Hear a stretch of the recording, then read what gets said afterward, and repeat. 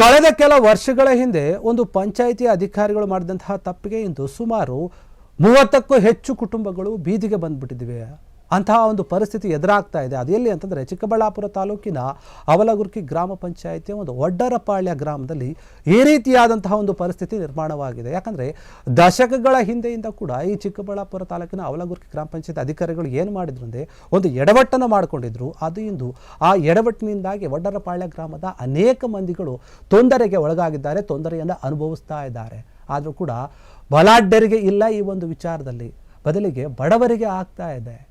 2-3 ದಶಕಗಳ ಹಿಂದೆಯೇ ಗ್ರಾಮ ಪಂಚಾಯತಿಯಿಂದ ಹಕ್ಕುಪತ್ರವನ್ನು ಪಡೆದಿದ್ದರು. ಇದೇ ವಿಚಾರವಾಗಿ ಲಿಸ್ಟ್ನಲ್ಲಿ ಹೌಸ್ ನಂಬರ್ ಏನಿದೆ, ಹೌಸ್ ಲಿಸ್ಟ್ ನಂಬರ್ ಪಡೆದಿದ್ರು. ಅವರು ಮನೆಗಳನ್ನು ನಿರ್ಮಿಸಿಕೊಂಡಿದ್ದರು. ಬಡವರ ಪಾಲಿಗೆ ಈ ಚಿಕ್ಕಬಳ್ಳಾಪುರ ತಾಲೂಕು ಪಂಚಾಯತ್ ಇಒ ಇದೀಗ ಶಾಕ್ ಕೊಟ್ಟುಬಿಟ್ಟಿದ್ದಾರೆ.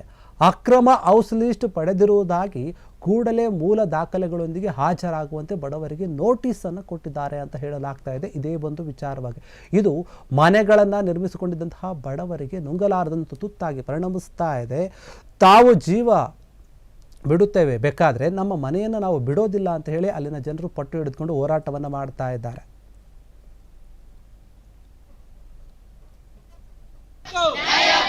ದಲಿತರ ಮನೆ, ದಲಿತರ ಮನೆ, ದಲಿತರ ಮನೆ, ದಲಿತರ ಮನೆ, ಬೇಕೇ ಬೇಕು, ಬೇಕೇ ಬೇಕು, ಬೇಕೇ ಬೇಕು, ಬೇಕೇ ಬೇಕು, ಬೇಕೇ ಬೇಕು, ಬೇಕೇ ಬೇಕು, ಬೇಕೇ ಬೇಕು, ಬೇಕೇ ಬೇಕು, ಬೇಕೇ ಬೇಕು.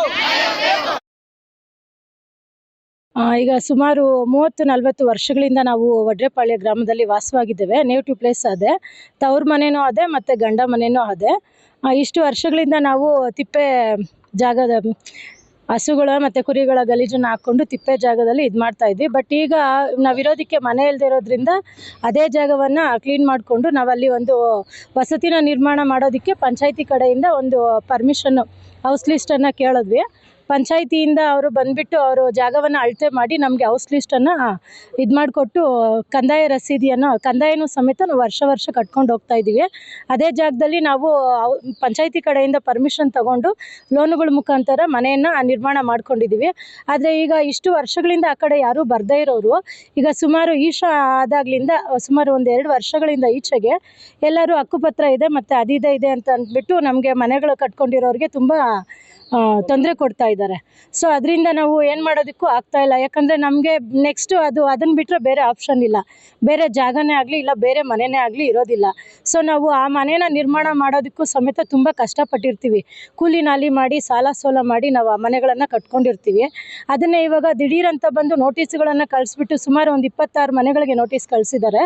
ಅದು ಡೆಮಾಲಿಷ್ ಮಾಡ್ತೀವಿ, ಅದು ಇಲ್ಲಾಂದರೆ ನಿಮ್ಮನ್ನು ಜಾಗ ಖಾಲಿ ಮಾಡಿಸ್ತೀವಿ ಅಂತೇಳಿ ಬೆದರಿಕೆ ಆಗ್ತಾ ಇದ್ದಾರೆ. ಆ ಮನೆಯನ್ನು ಬಿಟ್ಕೊಡ್ಬೇಕು ಅಂತಂದರೆ ಆ ಮನೇನ ಬಿಡೋದಿಲ್ಲ ಸರ್. ನಾವು ನಮ್ಮ ಪ್ರಾಣ, ನಮ್ಮ ಹೆಂಡತಿ ಗಂಡ ಮಕ್ಕಳು ಸಮೇತ ಪ್ರಾಣವನ್ನು ಬಿಡ್ತೀವಿ, ಆ ಮನೆಯಲ್ಲೇ ಇರ್ತೀವಿ, ಇಲ್ಲ ಆ ಮನೆಯಲ್ಲೇ ಸಾಯ್ತೀವಿ. ಅದ್ರ ಮೇಲೆ ಸರ್ಕಾರದ ನಿರ್ಧಾರ ಅವ್ರಿಗೆ ಸೇರಿದೆ ಸರ್. ಅದು ಸರ್ ನಮ್ಮ ಬೇರೆಯವರು ಅಂತ ಗೊತ್ತಾಗಿದೆ ಸರ್, ನಮ್ಮೂರಿನವರು ಅಂತ ಅಂದ್ಬಿಟ್ಟು ನಮಗೆ ಅದು ಪಕ್ಕ ಯಾರು ಅಂತ ಅದ್ರ ಬಗ್ಗೆ ಗೊತ್ತಿಲ್ಲ, ಮಾಹಿತಿ ಗೊತ್ತಾಗ್ತಾ ಇಲ್ಲ.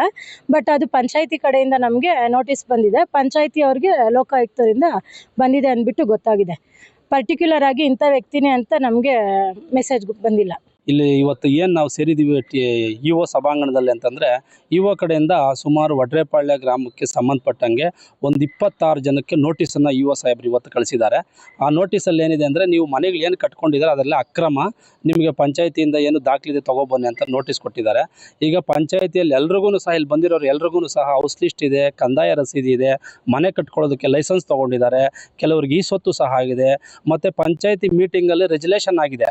ಇವರು ಬಡವರಾಗಿದ್ದಾರೆ, ಇವರು SC STಗೆ ಸಂಬಂಧಪಟ್ಟವರು, ಅದೇ ಊರಿನ ವಾಸಿಗಳು, ಇವರು ನಿವೇಶನ ರಹಿತರು ಅಂತ ಹೇಳ್ಬಿಟ್ಟು ಪಂಚಾಯಿತಿ ಮೀಟಿಂಗಲ್ಲಿ ಅವ್ರಿಗೆ ಏನು ಮಾಡಿದ್ದಾರೆ, ಮೀಟಿಂಗಲ್ಲಿ ಪಾಸ್ ಮಾಡಿ ಹಕ್ಕುಪತ್ರ ಇದು ಏನೋ ಹೌಸ್ ಲಿಸ್ಟ್ ಕೊಟ್ಟಿರೋದು. ಅಂಥ ಹೌಸ್ ಲಿಸ್ಟ್ ಕೊಟ್ಟಿರೋದಕ್ಕೆ ಬೇರೆ ಯಾರೋ ಅನಾಮಧೇಯ ವ್ಯಕ್ತಿಗಳು ಅವ್ರು ಯಾರು ಅಂತ ನಿಖರವಾಗಿ ನಮಗೆ ಗೊತ್ತಾಗ್ತಾ ಇಲ್ಲ. ಅನಾಮಧೇಯ ವ್ಯಕ್ತಿಗಳು ಯುವ ಕಡೆ ಬಂದು ಲೋಕಾಯುಕ್ತ ಕಡೆ ಬಂದು ಈಶಾ ಆದ ಮೇಲೆ ಇತ್ತೀಚೆಗೆ ಅಲ್ಲಿ ಬೆಲೆ ಜಾಸ್ತಿ ಆಗಿದೆ ಅಂತ ಹೇಳ್ಬಿಟ್ಟು ಬರೀ SC STಗಳಿರ್ತಕ್ಕಂಥ ವಡ್ರೇಪಾಳ್ಯ ಗ್ರಾಮದಲ್ಲಿ ಇವತ್ತು ಎಲ್ರಿಗೂ ಸಹ ನೋಟಿಸನ್ನು ಕೊಟ್ಟು ಇವರಿಗೆ ಒಂದು ಬೆದರಿಸುವಂಥ ಒಂದು ಕೆಲಸನ ಇವತ್ತು ಅಧಿಕಾರಿಗಳು ಶಾಮೀಲಾಗಿ ಮಾಡಿದಾರಾ ಇಲ್ಲ ಬೇರೆಯವ್ರು ಮಾಡಿಸಿದಾರ ಅನ್ನೋದು ನಮ್ಗೆ ನಿಖರ ಮಾಹಿತಿ ಇಲ್ಲ. ಬಟ್ ಎಲ್ಲರೂ ಸಹ ಇವತ್ತು ಭಯಭೀತರಾಗಿ ಇವತ್ತು ನಾವು ಮನೆ ಕಳ್ಕೊಂಡ್ಬಿಡ್ತೀವಿ ಅನ್ನೋ ವಾತಾವರಣದಲ್ಲಿ ಇವತ್ತೆಲ್ಲ ಬಂದಿದ್ದಾರೆ ದಾಖಲೆಗಳನ್ನ ತಗೊಂಡು. ಹಂಗಾಗಿ ಪಂಚಾಯತ್ ರಾಜ್ ಆಕ್ಟ್ ಪ್ರಕಾರ ಒಂದು ಸಲ ನಾವು ಕಂದಾಯ ಕಟ್ಟಿ ಹೌಸ್ ಲಿಸ್ಟ್ ತೊಗೊಂಡಾದ ಮೇಲೆ ಆ ಒಂದು ಜಾಗಕ್ಕೆ ಅವರೇ ಮಾಲೀಕರು ಅಂತ ಪಂಚಾಯತ್ ರಾಜ್ ಆಕ್ಟಲ್ಲಿ ಹೇಳ್ತದೆ. ಹಂಗಿದ್ರೂ ಸಹ ಇವತ್ತು ಇಒ ಸಾಹೇಬರು ಸ್ವಯಂ ಪ್ರೇರಿತವಾಗಿ ಸುಮೋಟೋ ಕಾಯ್ದೆನ ಇವರು ಸುಮೋಟೋ ಆಕ್ಟ್ ಪ್ರಕಾರ ಇವರು ಮೊಕದ್ದಮೆ ದಾಖಲು ಮಾಡಿಕೊಂಡು ಇವರಿಗೆಲ್ಲ ನೋಟಿಸ್ ಕೊಟ್ಟಿರೋ ಉದ್ದೇಶ ಏನು ಅಂತ ನಮ್ಗೆ ಅರ್ಥ ಆಗ್ತಾ ಇಲ್ಲ. ಅದನ್ನು ಇಒ ಸಾಹೇಬ್ರ ಹತ್ರನೂ ಕೇಳಿದ್ದೀವಿ. ಇದನ್ನು ಈ ಮನೆಗಳನ್ನ ಯಾವುದೇ ಕಾರಣಕ್ಕೆ ವಡ್ರೇಪಾಳ್ಯದವ್ರಿಗೆ ಬೇಕು, ಎಲ್ಲರೂ ಬಡವರಾಗಿರೋದ್ರಿಂದ ಅವ್ರಿಗೆ ಆ ಜಾಗ ಬಿಟ್ಟರೆ ಬೇರೆ ಇನ್ಯಾವುದೋ ಅವ್ರಿಗೆ ಆಶ್ರಯ ಇಲ್ಲ. ನಾವು ಇದಕ್ಕೆ ಕಾನೂನು ಹೋರಾಟ ಮಾಡೋದಕ್ಕೆ ಯಾವ ಮಟ್ಟಕ್ಕೆ ಬೇಕಾದರೂ ಹೋಗೋದಕ್ಕೆ ನಾವು ರೆಡಿ ಇದ್ದೀವಿ. ಇವರೆಲ್ರಿಗೂ ಸಹ ಕಾನೂನು ಪ್ರಕಾರ ನೆರವು ಕೊಡಬೇಕು. ನಿಮ್ಮ ಮುಖಾಂತರ ನಾವು ಜನಪ್ರತಿನಿಧಿಗಳಿಗೂ ಅಧಿಕಾರಿಗಳಿಗೂ ಸಹ ನಾವು ಮನವರಿಕೆ ಮಾಡ್ತಾ ಇದ್ದೀವಿ. ಅವರ ಹತ್ರ ಮನವಿನೂ ಸಹ ಮಾಡ್ತಾ ಇದ್ದೀವಿ. ದಯಮಾಡಿ ಇದು ಎಲ್ಲವನ್ನು ಸಹ ಕೈಬಿಟ್ಟು ಯಾರು ಪಂಚಾಯತಿಯಲ್ಲಿ ಹೌಸ್ ಲಿಸ್ಟ್ ಇದೆಯೋ, ಯಾರು ಮನೆ ಕಟ್ಕೊಂಡು ವಾಸ ಮಾಡ್ತಾ ಇದ್ದಾರೋ, ಯಾರು ವಡ್ರೇಪಾಳ್ಯದ ಕಾಯಂ ವಾಸಿಯಾಗಿರ್ತಾರೋ ಅವರಿಗೆ ಅದನ್ನು ಮಂಜೂರು ಮಾಡಿಕೊಡ್ಬೇಕಂತ ಹೇಳ್ಬಿಟ್ಟು ಅವರಲ್ಲಿ ನಾವು ಮನವಿ ಮಾಡ್ತಾ ಇದ್ದೀವಿ. ನಾವಲ್ಲಿ ಸುಮಾರು 30-40 ವರ್ಷದಿಂದ ಅಲ್ಲೇ ಇದ್ದೀವಿ. ನಮ್ಮ ಅತ್ತೆಯವ್ರ ಕಾಲದಿಂದಲೂ ಅಲ್ಲೇ ಮನೆ ಮಾಡ್ಕೊಂಡಿದ್ದೀವಿ. ನಾವಲ್ಲಿ 30 ವರ್ಷದಿಂದ ಮನೆ ಕಟ್ಕೊಂಡಿದ್ರು ನಮ್ಗೆ ಯಾವುದೇ ಸಮಸ್ಯೆ ಇರಲಿಲ್ಲ. ಇತ್ತೀಚೆಗೆ ಈಶಾ ಫೌಂಡೇಶನ್ ಆದಾಗಿಂದ ತುಂಬ ತೊಂದರೆ ಕೊಡ್ತಿದ್ದಾರೆ. ನಾವಲ್ಲಿ ಸಾಲ ಮಾಡಿ ಮನೆಗಳು ಕಟ್ಕೊಂಡಿದ್ದೀವಿ. ಅಲ್ಲಿ ಮನೆ ಕಟ್ಕೊಳೋದ್ರಿಂದ ಈ ನಮ್ಮದು ತುಂಬ ಕಿತಾಪತಿ ನಡೀತಿದೆ. ನೋಟಿಸ್ಗಳು ಕಳಿಸೋದು, ಮನೆ ಖಾಲಿ ಮಾಡಿ ಆ ಥರ ಈ ಥರ ಅಂತ ನಮಗೆ ತುಂಬ ತೊಂದರೆ ಕೊಡ್ತಿದ್ದಾರೆ. ನಾವು ಯಾವುದೇ ಕಾರಣಕ್ಕೂ ಮನೆ ಬಿಡೋ ಇದಿಲ್ಲ ಸರ್. ನಾವು ಮಕ್ಕಳು ಮರಿ ಎಲ್ಲ ಮಾಡ್ಕೊಂಡಿದ್ವಿ. ಇವಾಗ ಸಾಲ ಮಾಡಿ ಮನೆ ಕಟ್ಕೊಂಡಿದ್ವಿ. ಮನೆ ಖಾಲಿ ಮಾಡಿ ಅಂತಂದರೆ ನಾವು ಎಲ್ಲಿ ಹೋಗೋದು ಸರ್? ನಮಗೆ ನ್ಯಾಯ ದೊರಕಿಸ್ಕೊಡ್ಬೇಕು. ನಮಗೆ ಪಂಚಾಯತಿ ಕಡೆಯಿಂದನೇ ಬಂದು ಎಲ್ಲ ಮಾಡಿಕೊಟ್ಟಿದ್ದಾರೆ. ಅಳತೆ ಮಾಡಿ ಮನೆ ಕಟ್ಟೋದಕ್ಕೆ ಪರ್ಮಿಷನ್ನು ಎಲ್ಲ ಕೊಟ್ಟಿದ್ದಾರೆ. ಎಲ್ಲ ಕೊಟ್ಟು ಕೂಡ ಇವಾಗ ಮನೆ ಖಾಲಿ ಮಾಡಿ ಅಂತ ನೋಟಿಸ್ಗಳು ಕಳಿಸ್ತಿದ್ದಾರೆ. ನಮ್ಗೆ ನ್ಯಾಯ ದೊರಕಿಸ್ಕೊಡ್ಬೇಕು ಸರ್. ಪಂಚಾಯತಿ ತೊಂದರೆ ಕೊಡ್ತಾ ಇರೋದು ಯಾರು? ಅದು ಯಾರು ಅಂತ ಗೊತ್ತಿಲ್ಲ. ಪಂಚಾಯತಿ ಕಡೆಯಿಂದ ಬಂದಿದೆ ಸರ್ ನಮ್ಗೆ ನೋಟಿಸು. ನಮಗೆ ನ್ಯಾಯ ಕ್ಷಣ ಕ್ಷಣದ ಸುದ್ದಿಗಳಿಗಾಗಿ ಫ್ರೀಡಂ ಟಿವಿ ಸಬ್ಸ್ಕ್ರೈಬ್ ಮಾಡಿ, ಲೈಕ್ ಮಾಡಿ ಹಾಗೂ ಫಾಲೋ ಮಾಡಿ. ಹೊಸ ಸುದ್ದಿಗಳ ನೋಟಿಫಿಕೇಶನ್ಗಾಗಿ ಬೆಲ್ ಐಕಾನ್ ಮೇಲೆ ಕ್ಲಿಕ್ ಮಾಡಿ.